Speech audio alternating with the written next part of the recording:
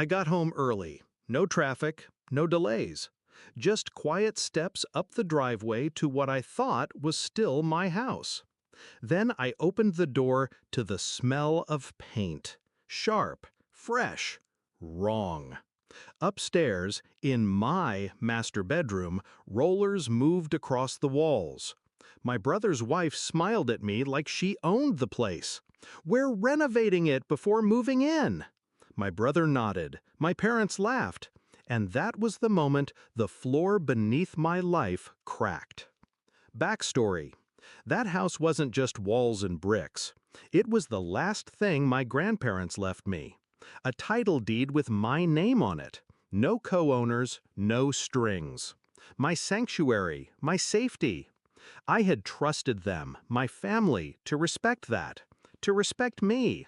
But standing there, watching them paint over my life, I realized trust was something they had sold long ago. Discovery of betrayal. The signs had been there, faint brushstrokes of betrayal I hadn't seen. My mother pushing me to spend more time at work. My father joking about how much space I wasted. My brother showing up uninvited, measuring walls with his eyes. And now, the bold truth. They never saw me as the owner, just a placeholder. They wanted me gone, but I wasn't leaving. Shift in mindset. I didn't scream, I didn't argue, I didn't demand they put down the rollers. I simply said, "Interesting," and walked back out. That night, I spread the deed across my table. The ink was clear. The signatures were valid. I was the sole owner.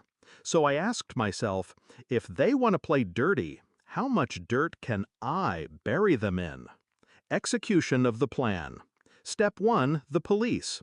Not the panicked kind, not a desperate call. A calm, documented report of trespassing and unlawful property damage. Photos of the wet paint. Names of every person present. Step 2, the locks. Changed overnight. Receipts kept. Anyone who tried to enter would trip the security system I installed the next morning. Step 3, the paper trail. My lawyer filed an injunction against unauthorized occupancy.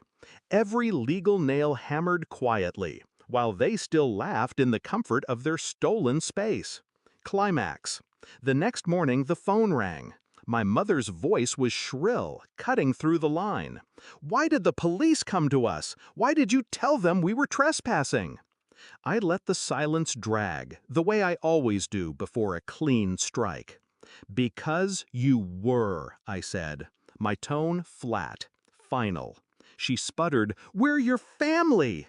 "No," I corrected, "you're squatters, and squatters get removed."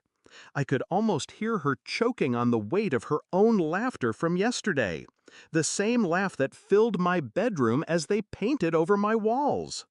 Confrontation. When I drove back that evening, their cars were gone.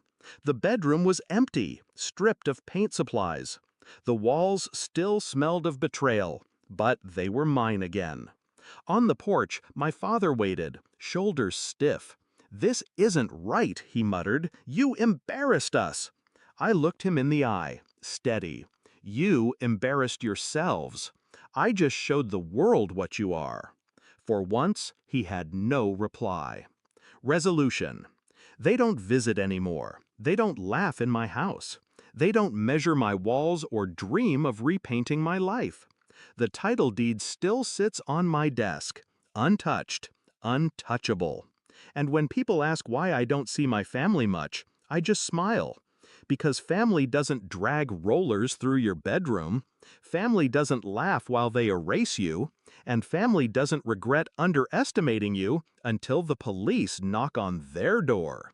They thought I was weak, disposable. Now they know better. I don't shout, I don't beg. I document, I expose, and I win.